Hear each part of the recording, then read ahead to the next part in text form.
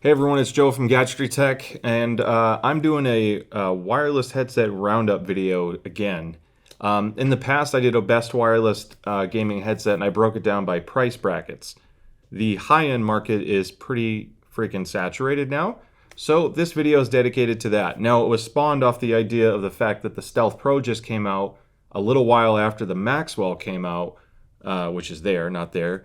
And last year, the big hype release was the SteelSeries Nova Pro, which at the time was the best wireless gaming headset you can buy because it packed good sound quality, features, reliability, comfort, lots of stuff. It's still a great headset now.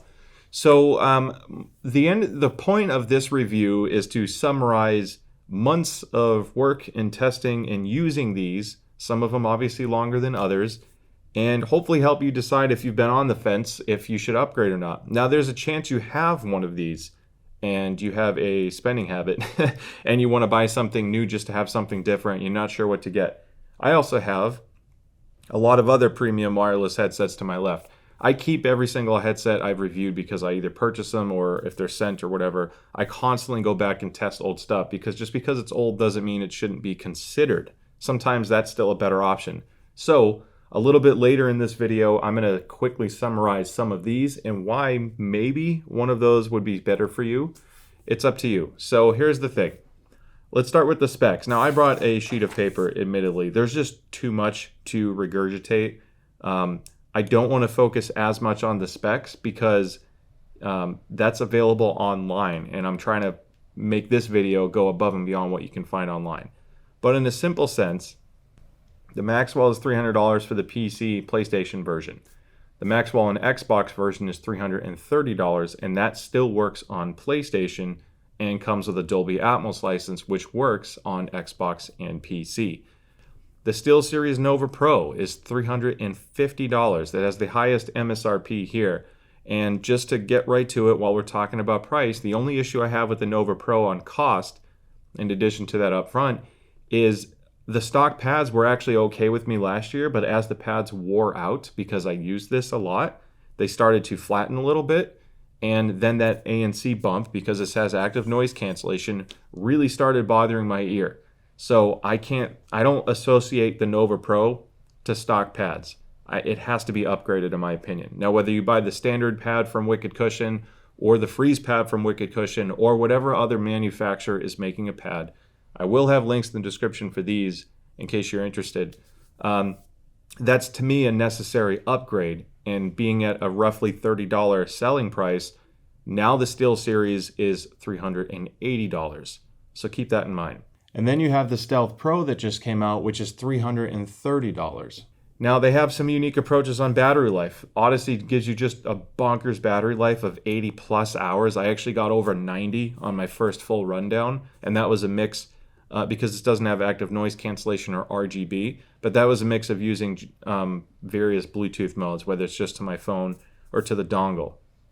The SteelSeries, now I wrote this down because it varies, but on the Nova Pro, it's rated for 18 to 22 hours per battery. It comes with two, and this little dock, or I shouldn't say dock, the DAC has a side ejection battery slot right here, so you can charge as you go. And it says it has hot swap. If you can switch the battery out in 8 seconds or less, the headset maintains a connection state, and you're up and gaming very, very quickly. 18 with ANC on, 22 to 24 with ANC off, which is pretty realistic. I actually got or exceeded that. Then you have the Stealth Pro, which is rated for 12 hours of battery life per battery. Also has a swappable battery system. Doesn't have hot swap. Once you switch it or pull the battery out, it shuts off. Then it's just like pressing the power button again to reboot, and within about 10-12 seconds, you're up and running again. The 12 hours is on the conservative side. That's with active noise cancellation on. I've learned that after using it for a while. You can hit about 14 hours without ANC. Not the greatest here, but the fact that you can swap batteries on a couple of these is awesome, and the fact that this is so high, even as the battery wears down over time, you're still going to get 50 to 70 hours of battery life for years. So battery life is actually great on all of these. So I want to talk about Bluetooth real quick. And I picked these three because these to me represent like the state-of-the-art next generation headset lineup. This has Bluetooth, but it's not simultaneous. So you have to either use the dongle, which turned out they're using a Bluetooth connection to this dongle. It's an ultra low latency, basically LDAC equivalent connection. So you're not really going to hear any difference between this and a traditional 2.4 gigahertz wireless. But either way, so because of that, it can only connect to one source at a time. It doesn't have dual Bluetooth transmitters or transceivers, so you can't listen to your phone at the same time you listen to a computer or console. It does, however, have the widest range of support for Bluetooth. So if you want LDAC, if you want LC3, AAC for Apple devices, this has the best Bluetooth support here. None of these have aptX, aptX HD, low latency, etc. I wish any of them did. That would have been awesome, but they don't. The Master and Dynamic MG20 does have aptX. SteelSeries Nova Pro, Bluetooth simultaneous. You can, it's the most versatile Bluetooth here because you can have the audio coming in from a mobile device or Bluetooth device at the same time that the base station is connected, which also has an aux input on the back, and that can be piped into the mix as well. And in the SteelSeries GG software, you can actually change the Bluetooth properties. So if you're on a Bluetooth call, an active Bluetooth call, meaning the microphone is routed to your mobile device, you can make it so the gain volume is not reduced. That's not a common feature, and that's a great feature because some people might be playing on, a Nintendo Switch or a game console, but then use mobile to chat with their friends. So the fact that you have full control over your volume, the software allows you to choose how much of an impact a phone call makes. SBC codec only, no AAC for Apple, so it falls back to that, which is higher latency. Turtle Beach Stealth Pro, also Bluetooth simultaneous. It does only do SBC codec, which is the basic codec. Again, a little bit higher latency than what you get with Audeze, and a lower sound quality. I would treat these two as more Bluetooth as a secondary means, not a primary means of gaming. If you want ultra low latency, then go with the Maxwell, go with the Master Dynamic MG20, or even the Razer Barracuda's Bluetooth support's pretty good. It's still SBC and AAC for Apple, but it seems to have a little bit better latency from my testing. So I want to talk about weight and comfort. All three of these, for me, have been very comfortable with the Wicked Cushion pad on the SteelSeries Nova Pro. The freeze pads are heavier than stock pads, so that actually adds to the weight. This is almost 570 grams now with the Wicked Cushion freeze pad. This is just over 400 grams, and that's about 416, 418 grams. So these two get very close in weight once you add the freeze pads to the SteelSeries Nova Pro. If you're concerned about weight, I can tell you that they're all heavy enough, and they all do a really good job between the headband design. The clamp force is fairly moderate. They have good clamp force. And thanks to the Wicked Cushions pads, I get better long-term comfort on these purely from a heat standpoint. So maybe there'll be a Wicked Cushion pad for the Stealth Pro down the road, or an alternative pad. I'm not plugging Wicked Cushions specifically. They just seem to have a wider selection. But keep an eye out. I'm sure there'll be some pads for this down the road. The pro to having leather pads or leatherette pads on the Stealth Pro is the noise cancellation is excellent. Now, Audeze didn't even include the noise cancellation on the Maxwell. It's just passive noise cancellation. This has noise cancellation. This has about 10 dB better noise cancellation, and that's without even doing a pad swap. Noise cancellation is a little bit worse with the freeze pad because it doesn't have as strong of a seal. So if you are concerned about background noise rejection, reducing fan noise, I did a lot of testing with a fan. Of these three, the Stealth Pro has the best ANC. Now, tied comparably is the JBL Quantum 910X that just came out. It also has great ANC, better than these guys. This can have better noise cancellation than the JBL, but when you max out the ANC, it introduces its own little hiss, and it affects the sound quality. So I had to set the ANC to about 7 on the Stealth Pro, and when I did that, that made it comparable to the JBL, and there was no extra noise or hiss, and it still sounded pretty good for gaming. The best ANC I've ever heard on a gaming headset, and the reason why I brought this out, is the Razer Barracuda Pro. That thing is just insane for noise cancellation, and to me, the Barracuda Pro is an excellent mobile headset. So if you play on the Switch, if you play on a phone or tablet, the Barracuda Pro has been one of my favorites. It actually comes with a hard travel case too, which is really cool. So you can see why I left these out. Okay, so now I'm talking on the microphone in the SteelSeries Nova Pro wireless. I'm not going to focus so much on saying what I think is better or worse, but in the same video, I just wanted to use all three mics so you can hear them side by side. And just so you can hear how this mic handles background noise rejection, I'm going to type on a keyboard.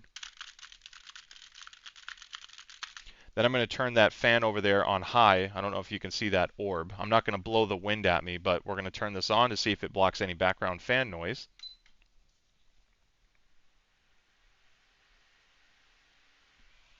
So the background fan noise, it seemed to cut out almost all of it. So there is some good background noise rejection. Now I'm talking with the fan on in the background. This is what the Nova Pro sounds like. All right, now I'm talking to you on the Turtle Beach Stealth Pro microphone. Now on the Turtle Beach Audio Hub app, I have my microphone gain set to 50%. I have the noise gate or background noise rejection set to 50% because you can adjust it. And I'm using the full preset, which admittedly I like that preset more. It fits my voice better because it adds some warmth. And I say all that because this is a feature add-on. So the the SteelSeries Nova Pro, you can adjust the microphone gain, but without using Sonar software for PC only, you can't change the microphone sound at all. So on the console side, that's all you can do. With the Stealth Pro, you can actually EQ the microphone. There's a full dedicated 10-band equalizer for the mic, in addition to the 4 presets to make it sound better. So this is what the mic sounds like with everything, as I said, set to 50%. I'm going to type on the keyboard and then turn on the fan.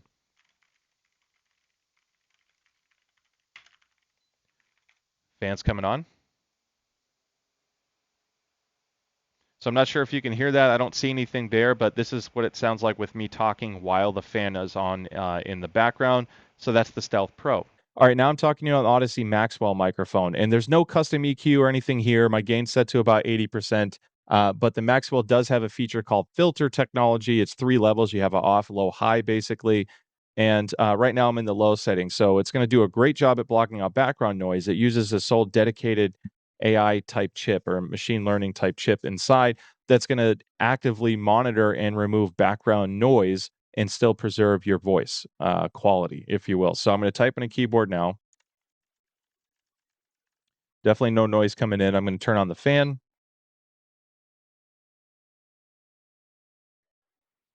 And I could see that no noise is coming in even while I'm talking. So I'm going to leave the fan on for a second, and then you can hear it on the actual microphone so you can know what kind of noise that fan's making. And there you go. Now I want to quickly touch on controls. There's some differences here. I'm not sure if this is a deal breaker to anyone or not, so I just want to point this out.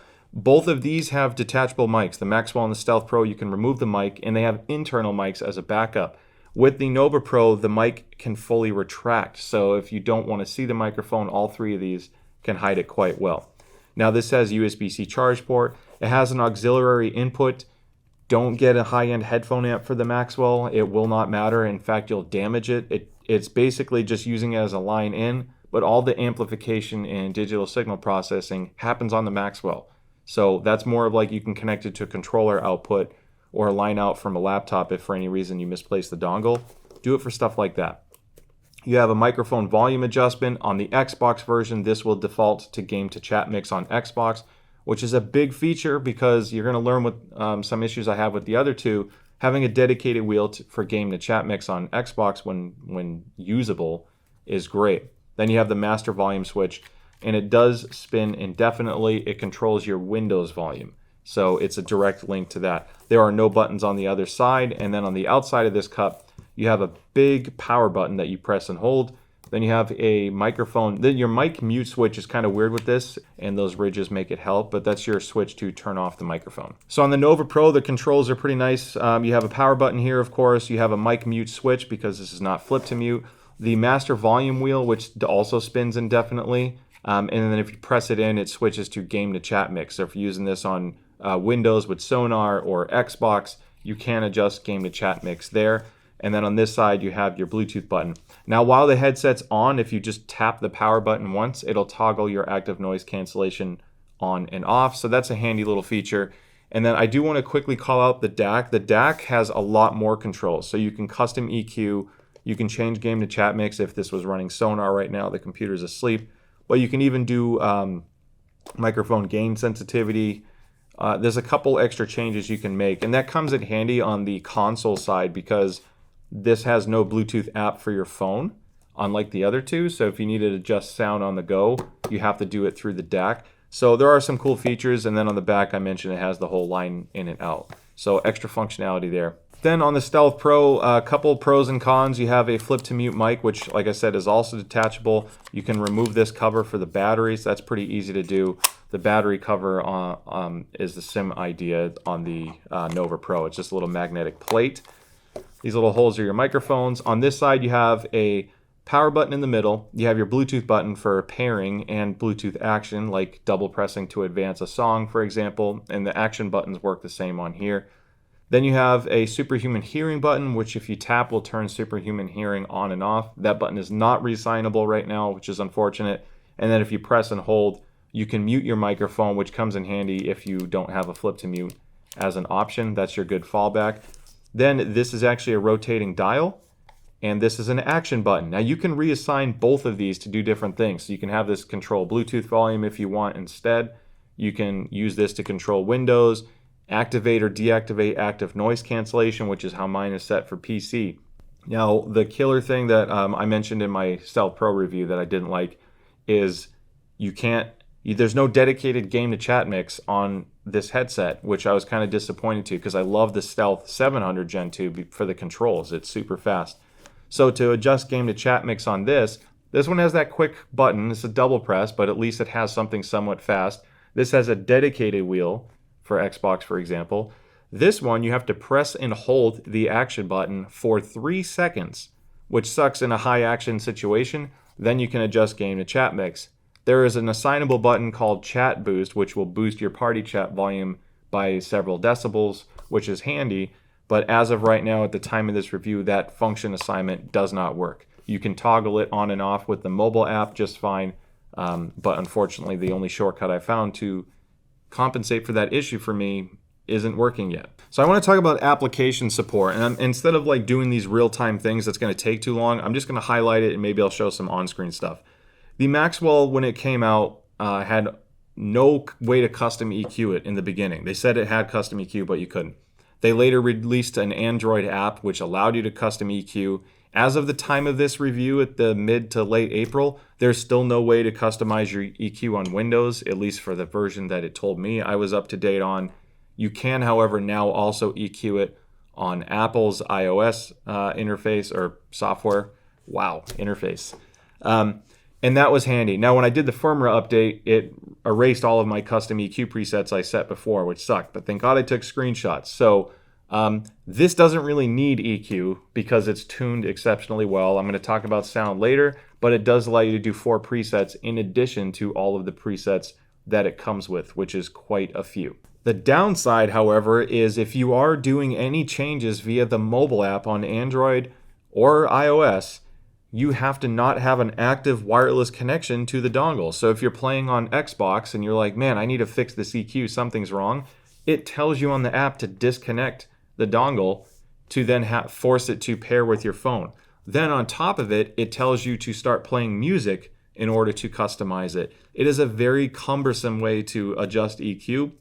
Hopefully you're not doing it too much because the Maxwell doesn't need a lot of EQ, but it's a very inconvenient process. Now, the SteelSeries Nova Pro, it has sonar, which is incredibly comprehensive. There's parametric EQ, so you can choose everything you want to change, the exact frequency, how wide or narrow you want to adjust that frequency, and do a ridiculous amount of your own presets. However, that's all running virtually on your Windows machine. Sonar doesn't work on Mac either. So then you have a 10-band equalizer. Now I'm saying all that stuff again because there's no mobile app right now. So there's no way to adjust this via Bluetooth or wirelessly. So if you are console gaming, you have to walk up and play with the DAC and change your 10-band EQ there. No presets outside of one custom EQ. They have like their stuff, smiley, bass boost, and all that stuff, and flat.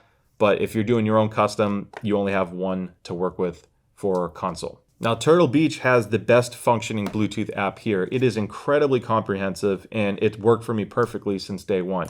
Once you've connected your phone to Bluetooth, even while you're playing a game on console or Windows, you can still use the Bluetooth app. You can change the equalizer for the game, the equalizer for Bluetooth, and the equalizer for mic. It has 3 separate things you can adjust, all with a 10-band equalizer, all with multiple EQ presets. You can create more on your own and label them as well. You can adjust bass, vocal, and treble boost, change the active noise cancellation behavior, microphone sensitivity, noise gate, you name it. It is a very feature-rich mobile app. The only one that was ever close to that was the Razer Barracuda Pro. It actually has a really good mobile app as well. But of the three, as far as adjustments go and versatility, the Stealth Pro is the best one there. So now it's time to talk about sound quality, and I'm going to go a little off script here because I frankly could not summarize this quick enough. So I'm going to do my best now.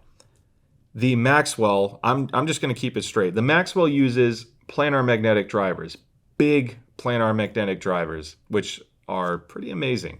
40 millimeter drivers, dynamic drivers, which is like your cone and voice coil, your traditional speaker design that you see when you pop a grill off a speaker at home. 50 millimeter dynamic drivers, just like the Nova Pro, just larger. So let's keep it simple. Out of the box, the Maxwell is the best tuned, and it's by a lot. If you are buying a headset here and you're looking for music 90% of the time and occasional gaming, the Maxwell sounds absolutely incredible. There's no getting around that. The Audeze preset is pretty much the Harman curve. The immersive preset is the Harman curve plus bass, which is a very well accepted tune. The second best for music out of the box is the Stealth Pro. The Stealth Pro is a little bit bass-like compared to the older Stealth headsets. So if you have a different, like you have a 700 or a Stealth 600 at home and you're thinking about the Pro, out of the box, this is going to sound like it doesn't have as much bass. You can easily crank the bass up and it'll handle it no problem. The bass can absolutely pound, as can the Penrose. And then the mid-range is tuned well here. It's not full Harman because it has a sharper treble peak around 8 to 10,000 hertz, 8 to 10 kilohertz, which helps with soundstage and airiness, but it might sound a little too sharp or sibilant for some, so some people may pull that back with EQ. The SteelSeries Nova Pro Wireless has actually a really nice bass and mid-range tuning out of the box. I liked the way it sounded, even just using the leather pads. There is a huge dark spot in the upper mid-range, let's say the 4K, 5K region. There's a massive dip, and then it picks back up. And that right before that dip happens, the whole 2 to 3K region, it gets kind of shouty. And the best way I've described the signature Nova sound is, and it also has to do with the ear cup design. It's almost like the driver has very little room behind it, and it's shouting at you like this. And if you do that at a wall at home, and you start talking like this, you can hear that frequency range pick up. Like let's say 2 to 3K, even goes down to 1 kilohertz. So it's a little bit shouty. Thankfully, it handles EQ really well. Now, when you switch to the Nova pad, the Wicked Cushion Freeze pad, it makes the bass louder and it makes the entire treble range darker. So you have to do a custom EQ tune for that. I'm showing you a screenshot of a Wicked Cushion Freeze EQ to restore the sound of the Nova Pro. So again, going in tiered for music, I would do the Maxwell, then the Stealth, then the Nova Pro. After they're all EQ, they're all going to sound really nice. The clarity and detail of the Maxwell is great. It seems to pick up the most subtle noises really well.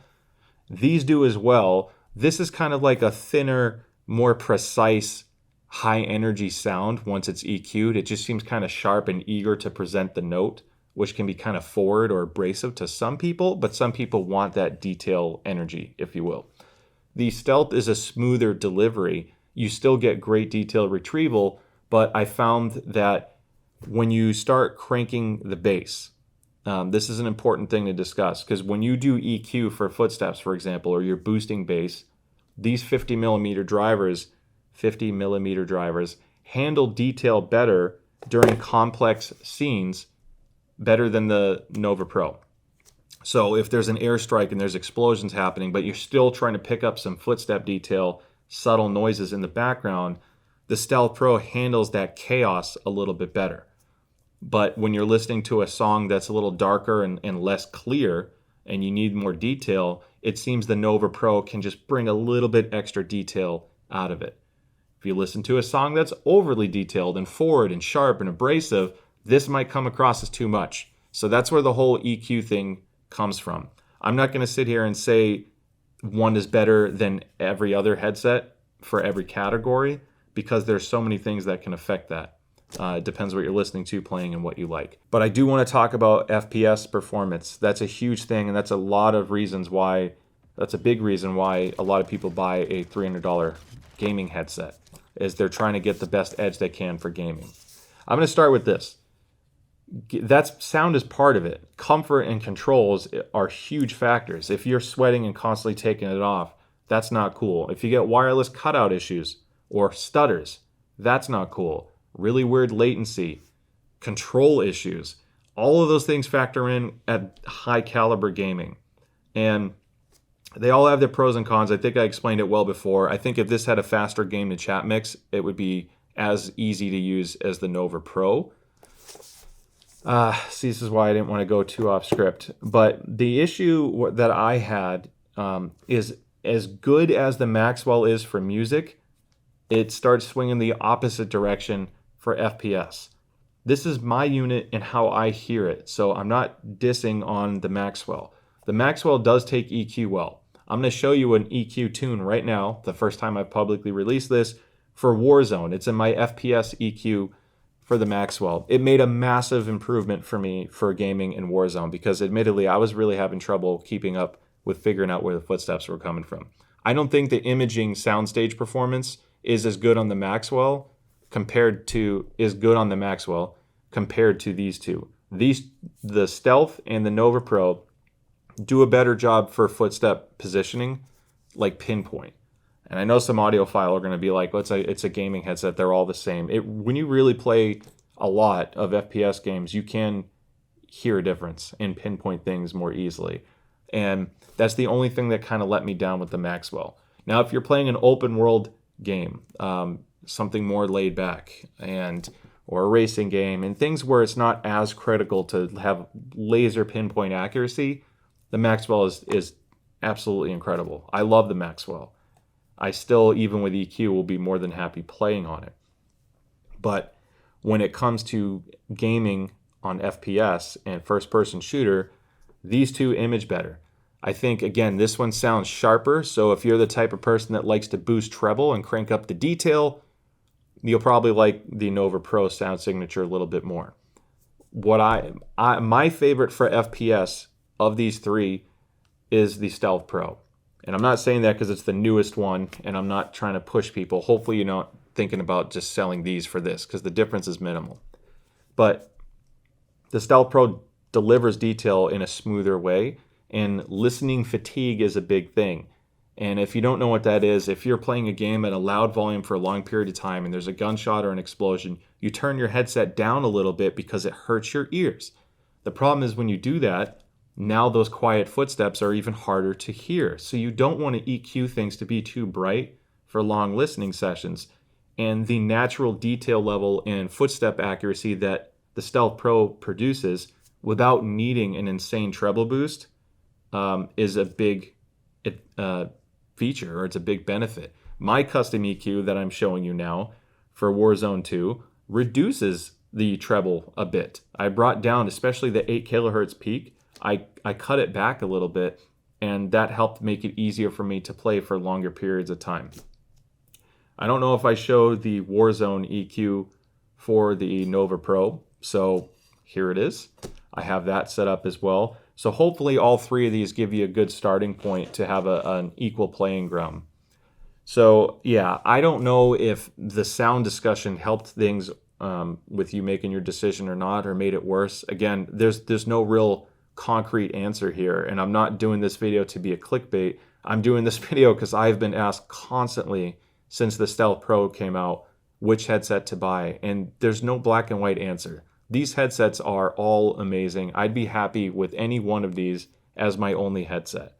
I prefer the Stealth Pro for FPS, and for everything else, I've been using the Maxwell. So there's nothing wrong with the Nova Pro. I think here's where it comes down. Maybe this will help make your decision. If you're a huge music consumer and you listen to a lot of music during the day, you do conference calls during the day, then play at night, get the Maxwell. That battery will go all day. It's comfortable. It sounds absolutely amazing for music, and you're still going to be good in games. You're not going to suck playing games with the Maxwell. If you are a PC player and you don't care as much about console, the Nova Pro with the Sonar software and all the extra bells and whistles that this DAC integrates with for that, for the custom EQ across the board, game presets, you name it, the Nova Pro is more compelling for PC. All of those extra bells and whistles aren't applicable to console. So then this fully loaded feature-rich headset has less capability than the Stealth Pro when you're playing on console. And the Stealth Pro has the same feature set regardless of what platform you're on, even if it's on a Mac, a cell phone, any console, you name it. So it's more versatile, better for music. This is like a PC powerhouse if you're just looking for every single feature, especially with that analog support if you're streaming and you need extra audio interfaces. Now, I know this video is long. I'm sorry. It's going to be a little bit longer because I want to quickly talk about some of these. You may own any of these, or you're still considering it as well.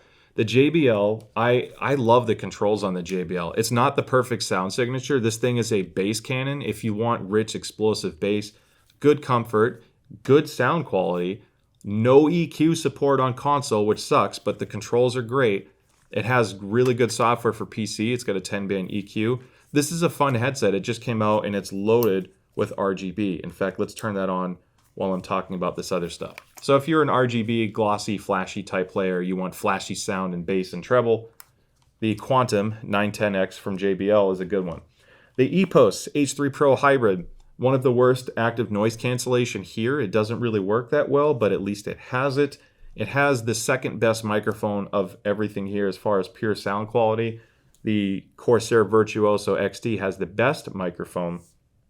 I like the EPOS H3 for its home theater-like sound. If you watch a lot of movies and you're not playing anything on Xbox, the EPOS H3 is still a good option to me. They had a recent firmware update that made the wireless performance much more stable, and now the EQ software works. So this is a fun one, and it even has aux as a fallback. That Corsair Virtuoso, to me, it's outgunned by most headsets here. The sound quality is fairly poor compared to everything else. The bass performance and treble is not great. It's pretty lackluster. You get this one because you want the best possible microphone for conference calls at work during the day. Really solid transmitter. It has a stable connection, but the range is short. The one selling point to the Virtuoso XT is you can use the aux connection, the Bluetooth connection, and the wireless connection, all three at the same time. It's the only headset that combines all three. Master Dynamic MG20 uses real beryllium drivers, fancy beryllium drivers. The same stuff found in the $5,000 Focal Utopia headphones is in a headset that retailed for $450, but thanks to Amazon's discounts is now down to $330. Purely for music listening, the Master Dynamic MG20 is the second best headset here, only to the Maxwell. It has incredible music performance. The mobile app is terrible. You have either a flat sound or bass boost or esports. No way to customize it. Uses a Bluetooth dongle that has some intermittent connection issues. So the transmitter is actually the biggest drawback. Otherwise, it's comfortable and it sounds great.